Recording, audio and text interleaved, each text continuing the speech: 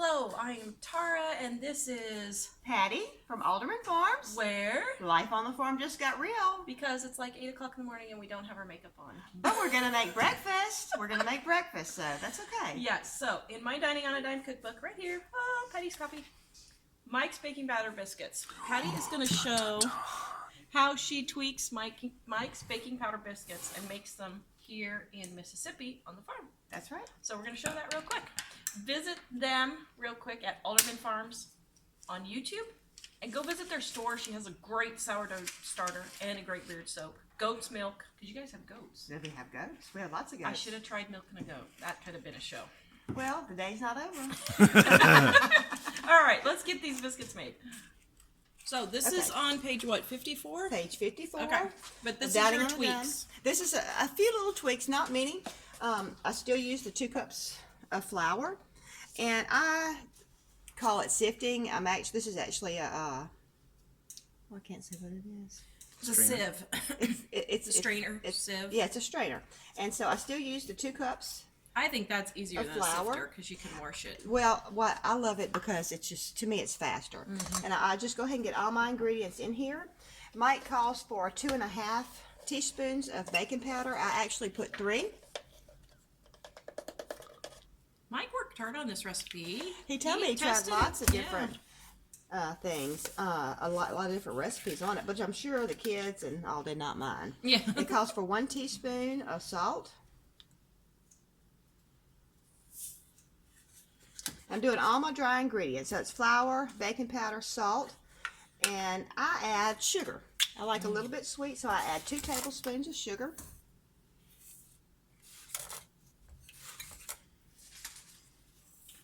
And then I sift it together. When you sift it, sometimes it makes for a fluffier biscuit sometimes. I think it does.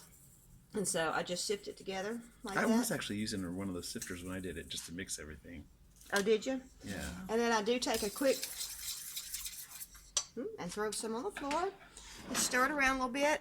And then Mike calls for 5 big tablespoons of butter, which makes it wonderful. I did cut 1 tablespoon off and do 4 tablespoons just to make them a little bit healthy. But my other tablespoon, I forgot to tell you, heard my oven. My other tablespoon I put on my cast iron griddle. Yeah, I have never made biscuits on a griddle. That'll be interesting. they're wonderful. I actually put this in the oven for a few minutes, or you can do this on the stove to warm it and to melt the butter. You do have to watch because it will burn the butter, and then you have to start over. And I'm actually not putting butter in the biscuits. I am putting lard, and that makes for a flaky biscuit.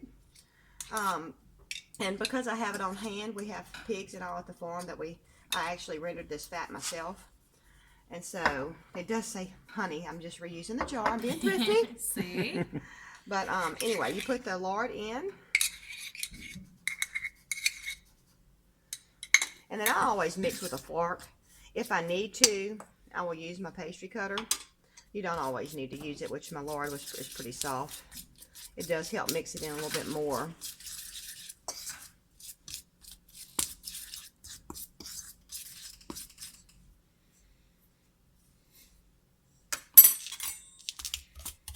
Now this is a real Southern woman making biscuits. Making my No. biscuits. These are That's gonna right, be making good. Mike's biscuits. And I'm telling you, my sister says that these are the best biscuits that I've ever made All right. from all of them. And she said, these are even better than box biscuits. Wow. Yeah. Yeah. Box biscuit mix. Of course, they're better than refrigerated biscuits. So, and you can see it's just looks a little coarse, like that. And it calls for 1 cup of milk, which I have measured it. I go by sight. This is some pasteurized goat milk that we used. I may have just put too much milk in here. If I did, no big deal. You can just add a little more flour. Maybe I should have measured it. So here's a funny story. My great-grandma used to keep a great big bowl, huge stainless steel bowl on the counter with the ingredients, with the flour, salt, sugar, and baking powder all mixed in. Oh. And every morning she would just add milk to the middle Oh, and use a and little bit. bring it in And like once a week, she would refill her bowl. Okay. Yeah. So she would just use it what flour she needed. So it was just easier. So she just put the milk straight in the center and just pull the flour in until she got the consistency. Well, that was her biscuit mix that she just kept in the bowl. All right. Grandpa Tatum's mom. Now, I would like it if it was not quite this wet, but that's okay. It's still good. Sometimes, I mean, this just happens because I didn't measure. Take flour, and I want to get me a little ball with flour all over it. I've actually put more milk than this and had it a little too loose, and I can still do this with it. Okay.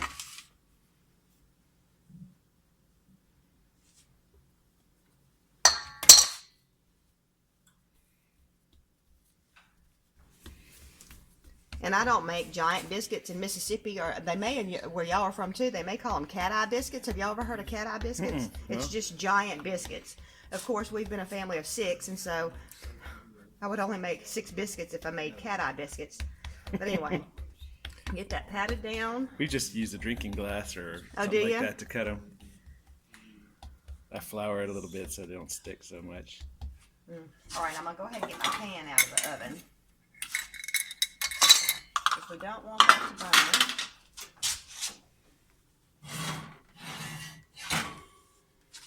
Ooh, that's looking good. Oh, yeah. I need to get you one of those. That's a pretty cool love it. little device. Now, on the other side, can you see the other side? The bottom? Yeah, it's got those oh, great it's a things. griddle. Hold on, let me turn this around there. Oh, I've never used it. Oh, really? I've never used it. I just use this top one. That would be like using a pizza stone. I never thought about it. I don't know. It would probably get a lot hotter. Yeah, well, and it makes the biscuits nice and crunchy on the bottom. I just love it. And then I just go ahead and cut my biscuits. And I don't know, this is about a 1/2 inch thick, I think. And so I just cut them. And mine's broken. Look at that old biscuit cutter. I have an I may have put these a little thin, actually. You have original what? For my great grandma's, I have my dang. grandma's original. You know all those all that stuff hanging on the back of my wall. Yes, I love that wall. Those are all my grandma and great grandma's. When I first started watching your show, the first show I ever saw was you and your mom. Isn't that funny? Right there at that wall, and I was like, I want to. See, I get people like you who just love it, and then I get other people who say, "Get rid of that clutter on the back of your wall." Really? That's a big mess back there. I'm like, okay, it's my decoration.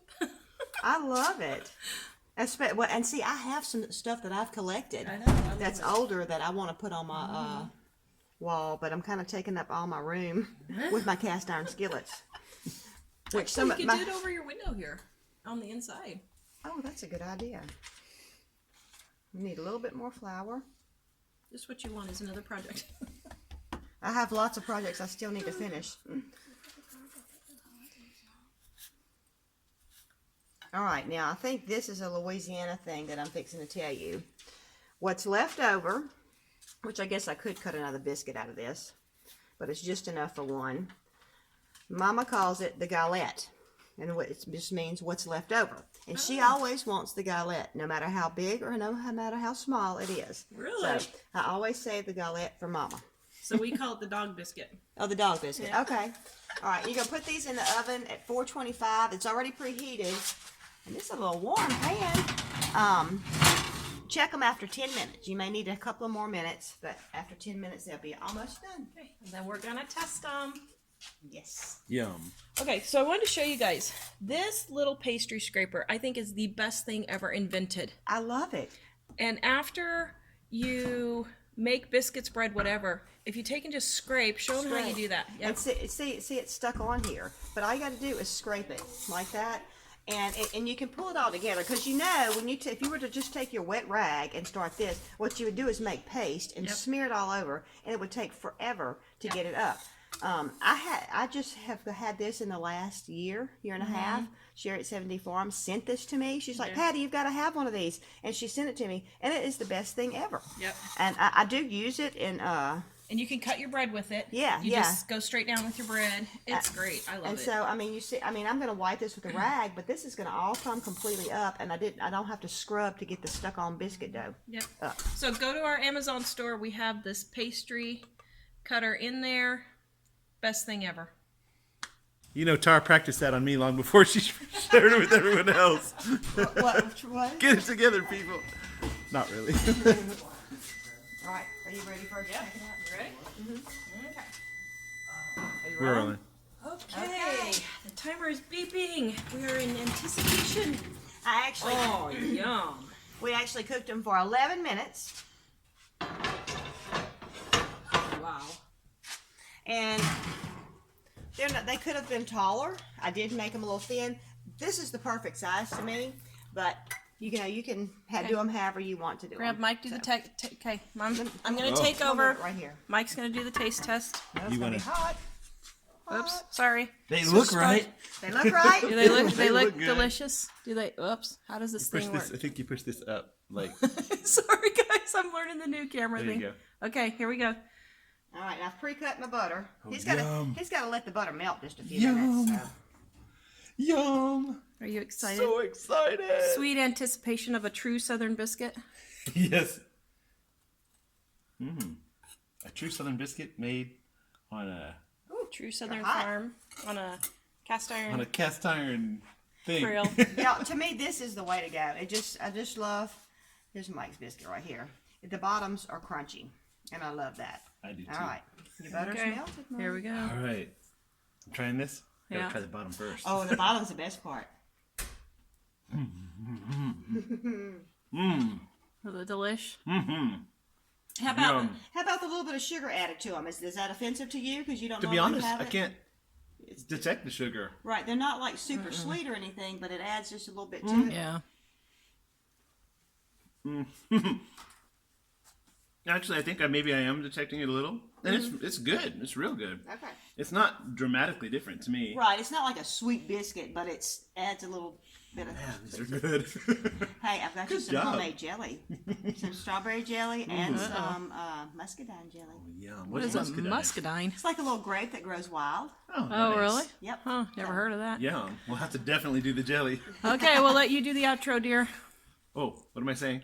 You're saying go visit Alderman Farms. Go visit Alderman Farms at aldermanfarms.net. And on YouTube. And on YouTube at Alderman Farms. Right? Yep. And like, subscribe, and share. Like, Living on a subscribe, Dime. and share, and we're from livingonadime.com. Bye. Bye. Bye.